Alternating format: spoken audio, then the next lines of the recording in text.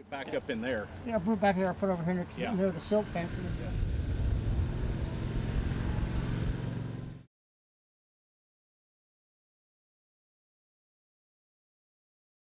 You know, today was a special day. You know, we talked about the sunrises and sunsets and the rolling hills and the wildlife. But let's talk about the golf course itself. And what you know, you say we try to perform a little of our own magic here.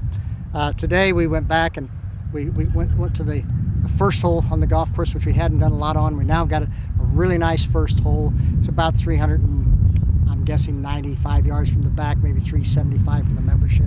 It's a really nice dog leg around some bunkers, inside some oak trees, a really nice green protected by a nice little strong bunker in the front and a bunker on the left, and sort of some really nice easy access from the front right to get into it. So we went back over to the 10th hole. And the 10th hole, the greens floated out. The bunkers have got bunker wall in them, and so they showed up very white sitting out there. It's a really neat hole. It's a combination par 4, par 5 for the membership, par 5 par 4 for the pros if they play back, par 5 if the members play back on the pro tee. It's got some beautiful oak trees. Plays around a real low area that's kind of scrubby, and then comes into a beautiful green sitting on the top of a hill. I think people are going to love this hole. Then we have again number 11 is also a par 4, par 5. Par 4 probably for the pros. From the back, we've cut the fairway down to a beautiful sloping fairway. It'll take the tee shot on down a slope.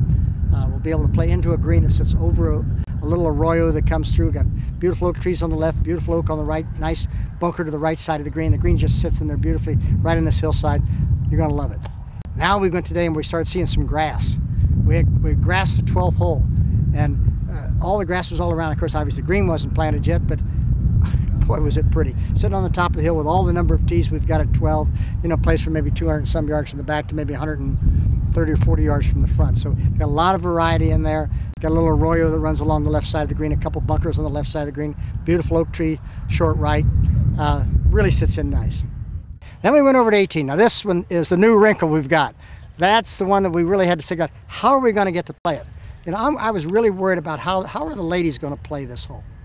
And we kept trying to figure, because we've got about a 70 or 80 yard carry, maybe not, maybe 60 yards in places across an arroyo, but we really couldn't do anything about it. We're mandated by environmentalists to say we got to stay away from this area.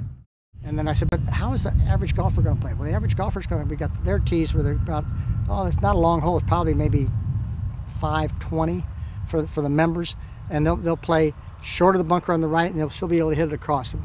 Those who challenge and are a little longer here will hit it left of the bunker, which will still be short of the arroyo on the tee shot, and they'll have about maybe about 200 yards into the green. So they can probably reach it in two and play it as a two-shot par 5. And or they'll play it as a 3-shot hole. Then we still say, okay, and the lady player that's strong, she won't have a problem playing it up next to the arroyo, hitting it up next to the green, and she'll be able to play that hole. But what about the ladies that can't carry the ball that far, or scared about carrying that far? I'll tell you what we did. We're building an alternate green. So the bunker that I put on the right side of the fairway, you're going to use it as a turning bunker around using the arroyo that goes up crosses the fairway and goes up the right side of the hole. We're going to keep that on the left side of a new green. So you're going to have about a 320 or 30 yard finishing hole there. So you don't feel like, you know, gee, I can't play this golf hole. We give you a hole to play, which I think is going to be a lot of fun. I've done that on a lot of my golf courses where I wanted to make sure that the women really enjoy it, or the juniors who have trouble getting across there, or some seniors even. They can use that as an alternate hole, and they say, okay, gee, well, we can all play that, we can all enjoy the golf course, and we can all finish it. They just can't play the real difficult hole that really requires a big carry, and there's nothing I can really do about the big carry. So we try to make sure that the golf course fits in for everybody. The clubhouse sits beautifully will sit beautifully over the top of the hill, looking down over the 18th green, and the sun is setting here in the west, and we're getting ready to take off. And that's about it for today. Thank you.